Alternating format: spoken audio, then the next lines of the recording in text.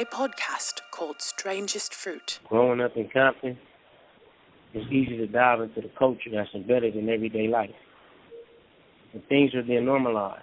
So how can we hold the unaware and misguided accountable? As a youth, coming up, we tend to gravitate towards what attracts us most, then try to live in that image. We adopt a livelihood without full knowledge of what we are signing up for, because the attraction is simply that, an attraction. To the surface of things, not even thinking about the inner self-destruction that will make its way as we live out what we think is normal living. As we get older, we are labeled and deemed street terrorists based on a created stigma given to us as gang members. So hear me out. Every kid doesn't become a gang member for the same reason.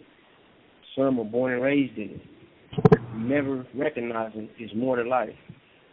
Some do it to escape bullying and have something to belong to. Some just want a sense of belonging and to look cool. All the kids are not willing to harm another person, which is the gang-banging aspect of becoming a gang member. All gang members are not living with the same standards, but still, we are defined under the same false criteria, again, given to us by so-called gang experts, who in turn place us inside a box. As for me, let me explain. I was born and raised in the gang culture in the heart of Compton, the Wilmington Orange. My family, my friends, it was what I saw and what I went with. Nobody ever told me the extremities work that came with the gang life. Being a kid and seeing dead bodies or funerals were regular. Life outside of that was missing. I developed PTSD early on. To be so young and witness something so detrimental was traumatizing. Still, missing is guidance and knowledge. What's created is depression. That fuels anger. That creates triggers that feed impulses. Now, a lost child is out in the world emotionally confused and trying to hide his truths. So the spiraling starts. So let's dive into perspectives. A fatherless child living under the circumstances of a single mother and craving a male role model or a father figure, so he makes a decision to join a gang to attain that feeling from a big homie he paid attention to. Or the kid that has no family, so he turns to his neighborhood and makes the choice to become a gang member in search of a home and acceptance. A kid that sees the glamour and fame and material realm of the life and culture, so he dives in the game to attain the same financial bliss and materialistic luxuries and necessities that come with that life. A kid, young and observant, who early on adopted the it's us or them mentality based on the losses he had seen and endured in his early years and felt he had no other choice based on the violence and poverty surrounding his everyday life. These perspectives are never addressed when cases are caught. Instead, we are considered street terrorists and deemed guilty based on the gang aspect. I was convicted of a murder that I did not commit, solely due to my gang membership.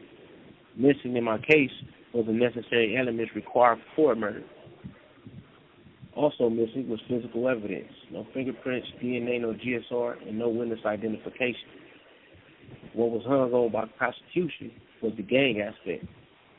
So I was given a false motive, a theory with no substance or validity, and that was based on the stigma handed to me by the court's prosecution wrapped around the gang aspect again. So we have to ask the questions. How can we judge a gang member based on the acts of another due to being from the same place, but can't judge a sheriff or police station as a whole based on the actions of a corrupt or racist officer or a deputy who is considered one bad apple? How is there a saying of innocent until proven guilty? But when it comes to the less fortunate, the actions of the prosecution is the exact opposite. Why is the gang enhancement attached to almost every case when dealing with minorities based on the premise of the case being about gang culture, given by who the courts consider a gang expert? If it's looked into, every statement and opinion given by a so-called gang expert in court will have many commonalities. The only change will be the neighborhood, the enemies, the allies, the name of the man or woman in court, and the territory.